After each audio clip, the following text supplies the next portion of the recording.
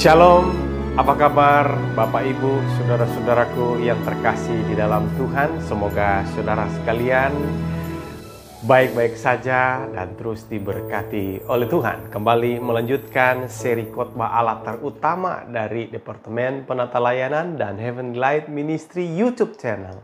Kita akan mempelajari pelajaran yang kelima dengan judul Menempatkan Allah pertama dan terutama. Mari sebelumnya kita satu di dalam doa.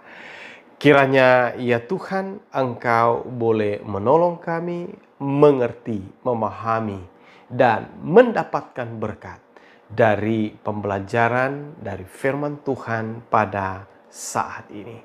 Terima kasih Tuhan, kami siap mendengar, berbicaralah bagi kami. Di dalam anak-Mu Yesus Kristus Tuhan Juru Selamat kami berdoa. Amin. Abraham adalah seorang Masai yang kaya di Tanzania. Suku Afrika ini terkenal dengan ternaknya. Tidak ada yang lebih berharga bagi seorang Masai, orang Masai selain ternak mereka. Bahkan ada hal yang umum untuk berduka lebih lama atas kematian seekor banteng daripada kehilangan anggota keluarga. Dan nilai seekor sapi jantan lebih dari $1.000. Ketika Abraham belajar tentang kasih Yesus melalui radio Adventist World, dia memutuskan untuk menempatkan Tuhan yang terutama dalam hidupnya.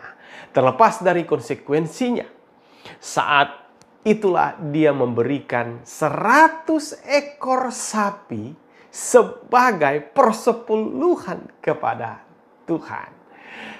Tetangga dan teman-temannya tidak dapat memahami tindakan ini. Mereka yakin dia sudah gila. Segera setelah Abraham mengembalikan persepuluhan 100 ekor sapi, sesuatu yang tidak biasa pun terjadi pada ternaknya.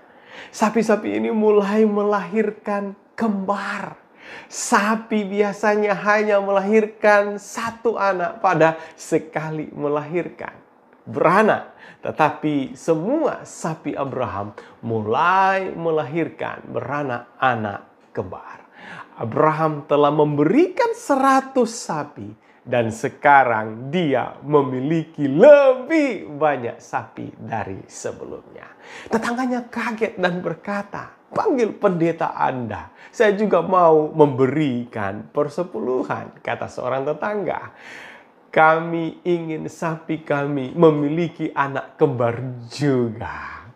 Abraham mengagumi cara Tuhan memberkati karena tidak pernah terbayangkan sebelumnya jika semua ini harus menjadi berkat baginya. Dia hanya berkomitmen dan menempatkan Allah yang pertama dalam hidupnya. Ya, makna kelima, Allah terutama pada hari ini adalah menempatkan Allah yang pertama, terutama, dan yang pertama dalam hidup kita. Pernahkah saudara menempatkan Allah yang pertama dalam aktivitas hidup saudara? Apakah yang menjadi motivasi seorang menempatkan Allah yang pertama? Seperti apakah jadinya jika kita menempatkan Allah yang demikian? Untuk mendukung ide menempatkan Allah yang pertama, maka kita perlu kembali memeriksa arti yang berbeda dari kata carilah pada beberapa versi terjemahan Alkitab lainnya dalam konteks Matius pasal 6 ayat 33. Ada beberapa terjemahan yang ingin saya hadirkan di sini. Yang pertama dari New International Readers Version. Dikatakan bahwa, "But put God's kingdom first." Bisa saya terjemahkan daripada ayat ini secara bebas, tetapi tempatkan kerajaan Allah pertama. Lakukan apa yang Dia ingin Anda lakukan. Maka semua hal itu juga akan diberikan kepadamu. Kemudian dari terjemahan Contemporary English Version dikatakan, "But more than anything else, put God's work first and do what He wants. Artinya, tetapi lebih dari segalanya, tempatkanlah pekerjaan Tuhan pertama dan lakukan apa yang diinginkannya. Maka hal-hal lain akan menjadi milikmu juga. Kemudian terjemahan berikutnya, The Living Bible menyebutkan, and He will give them to you if you give Him first place in your life and live as He wants you to. Dan Dia akan memberikan semuanya kepadamu jika engkau memberinya tempat yang pertama dalam hidupmu dan hidup seperti yang Ia inginkan engkau lakukan. Pemunculan kata put, menempatkan, dan frasa give Him first place, memberi Dia tempat pertama, memberikan referensi yang kuat mengenai ide pemikiran yang sedang dibahas dan akan semakin memperkaya pengertian tentang menjadikan Allah yang terutama. Dengan demikian, makna yang kelima yang dapat ditambahkan adalah menempatkan Allah yang terutama dan yang pertama.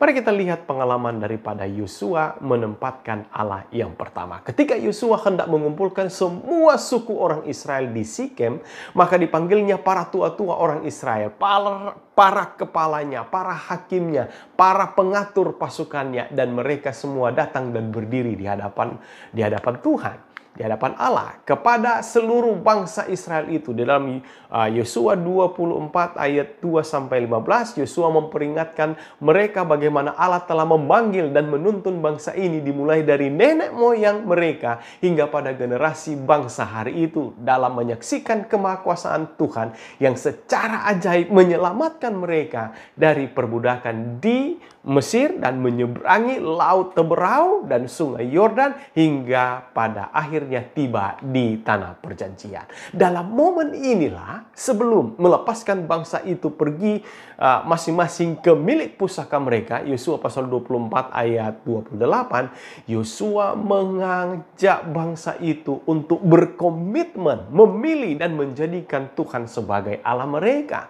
Dia pun menantang bangsa itu serta menunjukkan komitmen pribadinya dan keluarganya sendiri.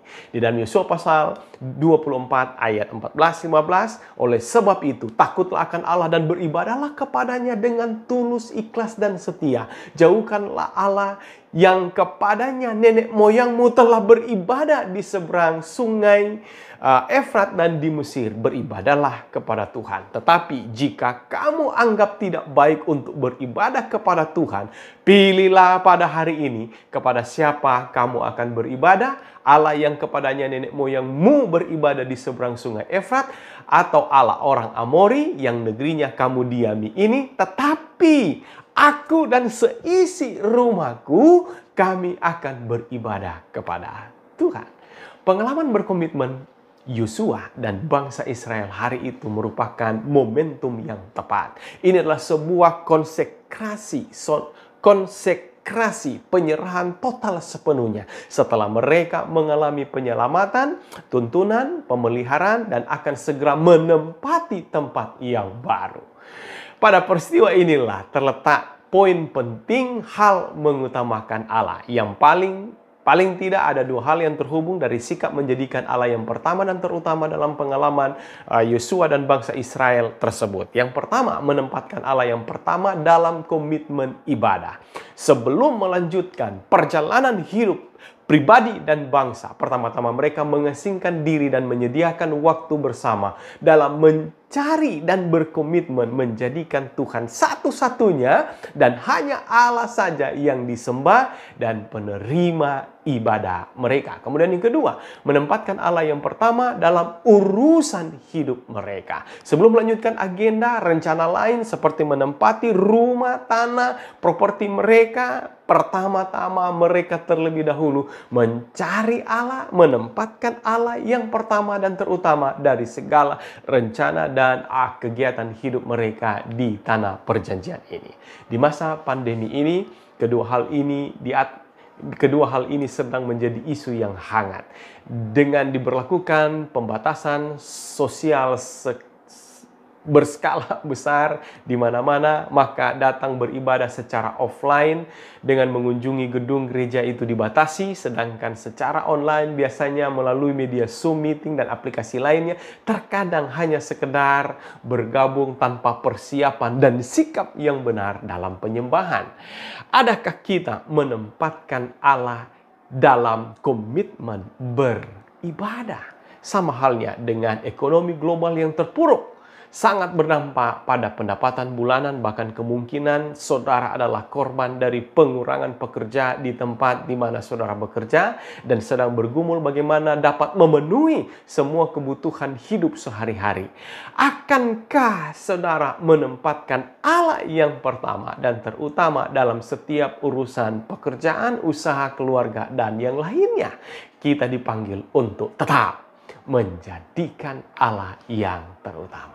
Kemudian kita lihat pengalaman Gideon menempatkan Allah yang pertama. Selama 7 tahun, Tuhan telah menyerahkan orang Israel ke dalam tangan kuasa orang Midian. Disebabkan karena mereka melakukan apa yang jahat di mata Tuhan. Hakim-Hakim 6 ayat 1. Selama itu mereka berada dalam persembunyian, dan hasil tanah ternak mereka tidak pernah dinikmati dengan baik, bahkan dirampas tanpa ada yang tertinggal. Ketika orang Israel melihat sangat melarat oleh perbuatan orang Midian itu, barulah mereka datang berseru kepada Tuhan. Dan Tuhan kembali memperhatikan mereka dengan membangkitkan seorang hakim bernama Gideon anak Yoas, orang Abiezer di Ofrah. Dan Gideon sendiri adalah seorang yang awalnya kurang percaya diri dan membutuhkan tanda untuk meyakinkan panggilan atas dirinya. Tetapi sebenarnya Tuhan mengenal pribadi dan potensi daripada Gideon. Malaikat Tuhan yang datang kepadanya menyapa dia pahlawan yang gagah berani. Ada 2 peristiwa penting penentu yang pada masa-masa awal pelayanan Gideon yang merujuk pada tindakan menjadikan Allah yang pertama dan terutama, yaitu yang pertama, setelah kunjungan malaikat pertama kali kepadanya, dan dia langsung mendirikan mezbah di sana bagi Tuhan dan menamainya Tuhan itu keselamatan. Hakim-Hakim 6 ayat 24. Kemudian kedua, setelah ia yakin dari tanda yang diberikan, maka pagi-pagi benar ia bangun bersama pasukannya menghadap Tuhan dan bertanya apa yang akan Tuhan lakukan. Melalui dia dan pasukannya di dalam Hakim-Hakim 7 ayat 1 dan 2, Tuhan memberikan kemenangan hanya dengan 300 orang saja mengalahkan orang Midian dan sekutunya. Dari kedua peristiwa ini ditemukan bahwa tindakan Gideon dalam menempatkan Allah yang pertama setelah pemanggilannya dan pengutusannya telah menuntun dirinya menyaksikan Allah bekerja dalam diri seorang yang tadinya kurang percaya. Dalam memulai hari, Gideon menempatkan Allah pertama dengan mengasingkan diri dan menyediakan waktu di jam pertama bangun paginya untuk bersama Allah. Merespon tantangan zaman dengan perkembangan teknologi yang canggih hari ini, adakah kita menempatkan Allah yang pertama pada menit jam pertama waktu kita bangun pagi? Ataukah kita secara spontan seperti biasanya meraih telepon seluler kita untuk mengecek pesan atau berita terkini melalui aplikasi media sosial seperti WhatsApp, Facebook, Messenger, Instagram, Telegram, Twitter, dan yang lainnya. Atau mungkin saudara akan memulai hari bersama dengan Tuhan melalui renungan yang saudara temukan di salah satu media tersebut. Ellen White pun mengingatkan kita, setiap pagi dedikasikanlah dirimu, jiwa, tubuh, dan roh untuk Tuhan. Bangun kebiasaan pengabdian dan semakin percaya pada juru selamat Anda. Pengalaman Ruth dalam menempatkan Allah yang pertama. Tokoh terakhir yang dapat diangkat di sini adalah Ruth. Apakah yang dapat dilakukan oleh Ruth dalam memperlihatkan tindakan menempatkan Allah yang pertama dan utama dalam hidupnya? Ruth adalah seorang perempuan Moab yang menikah dengan Kilion. anak laki-laki Naomi yang baru saja kehilangan suami tercintanya. Selama 10 tahun berkeluarga, kasih dan kehangatan sang suami dan ibu mertua dirasakan oleh Ruth. Hingga pada akhirnya Ruth harus merelakan kehilangan suami terkasih sekaligus kakak iparnya karena kematian. Ruth tidaklah sendirian, ia masih bersama Naomi, ibu mertuanya, dan Orpa, istri almarhum kakak iparnya juga. Di momen tragis ini, ibu mertua memutuskan untuk kembali pulang ke negeri asalnya. Dan Naomi meminta anak-anak menantunya untuk kembali kepada bangsa dan keluarga mereka serta Allah, para Allah kepercayaan mereka. Dalam menentukan pilihan yang dilematis ini, Alkitab memberikan gambaran bagaimana anjuran dan tekanan yang diberikan Naomi kepada anak-anak menantunya. Ini terlihat dari jawaban tegas Ruth ketika ia berkata, "Janganlah desak aku." Ruth 1 ayat 16. Berarti di sini Naomi benar-benar mendesak mereka. Dan hasilnya, sudah tahu, Orpa memilih meninggalkan ibu mertuanya dengan berat hati. Bagaimana dengan pilihan dan keputusan Ruth? Melanjutkan apa yang dikatakan di dalam Ruth 1 ayat 16-17, kita akan dapat mengerti sepenuhnya apa yang sedang terjadi dan menjadi dasar pertimbangannya dengan memutuskan pilihan tersebut. Dia katakan, "Janganlah desak aku meninggalkan engkau dan pulang dengan tidak mengikuti engkau. Sebab kemana engkau pergi, ke situ juga aku pergi. Dan di mana engkau bermalam, di situ jugalah aku bermalam. Bangsamulah bangsaku dan Allahmulah Allahku. Di mana engkau mati, aku pun mati di sana. Dan di sanalah aku dikuburkan." Beginilah kiranya Tuhan menghukum aku. Bahkan lebih daripada itu, jikalau sesuatu apapun memisahkan aku dari engkau selain daripada maut. Jika memperhatikan frase Allahmulah Allahku dan kiranya Tuhan menghukum aku, di sini kita melihat Ruth benar-benar memahami dan mengakui siapa Allah yang sudah dia yakini selama 10 tahun belakangan ini. Ia telah meninggalkan kepercayaan berhalanya dan beralih kepada penyembahan Allah yang benar. Di dalam mengambil keputusan yang teramat penting dalam hidupnya, ia telah menempatkan Allah yang pertama dan yang terutama dalam mempertimbangkan segala resiko baik buruknya sebelum memutuskan sesuatu, dan keputusannya adalah tetap mengikuti kemanapun ibu mertuanya pergi dan berada. Ini bukanlah pertimbangan yang emosional, tetapi ini adalah sebuah pertimbangan yang prinsip. Dan faktor penentu utama dari pernyataan ini adalah karena ia mempercayai Allah yang hidup, dan Allah yang demikian haruslah ditempatkan yang pertama dalam setiap membuat keputusan, mempertimbangkan keputusan di seluruh hidupnya. Adakah saudara pribadi yang sedang galau dalam menentukan pilihan? Sebagai orang muda, perguruan tinggi manakah yang akan diambil? Pendidikan atau kejurusan manakah yang akan diambil, dipilih? Memilih pasangan hidup seperti apakah? Sebagai orang tua, pekerjaan apakah yang harus terus ditekuni untuk menafkahi keluarga? Dan bagaimanakah masa depan keluarga dan anak-anak? Lot telah memilih tempat tinggal berdasarkan pada pertimbangannya sendiri dan tampaknya akan menguntungkan bagi dirinya. Kejadian pasal 13 ayat 10 menyebutkan ketika Lot melayangkan pandangannya dan dilihatnya seluruh lembah Yordan banyak airnya seperti taman Tuhan, seperti tanah Mesir.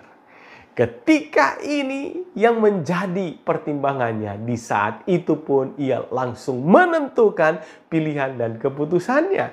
Tuhan tidak dilibatkan dalam proses ini dan kepentingan diri di atas kepentingan Tuhan. Dia tidak menyadari bahaya sedang mengancam imannya dan kesetiaan kerohanian daripada keluarganya. Karena di dalam Kejadian pasal 13 ayat 13 menyebutkan, adapun orang Sodom sangat jahat dan berdosa terhadap Tuhan.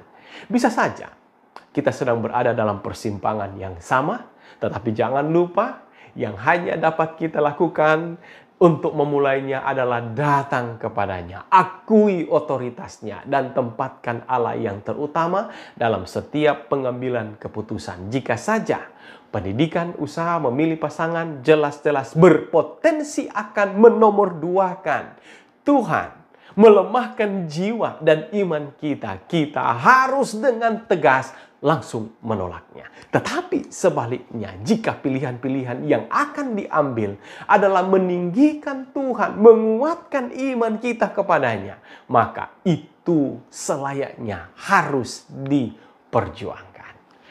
Hari ini Tuhan sedang memanggil saudara dan saya untuk boleh menempatkan Allah yang pertama dan terutama dalam komitmen beribadah, dalam memulai hari bersamanya, dalam membuat keputusan dan pilihan-pilihan hidup kita.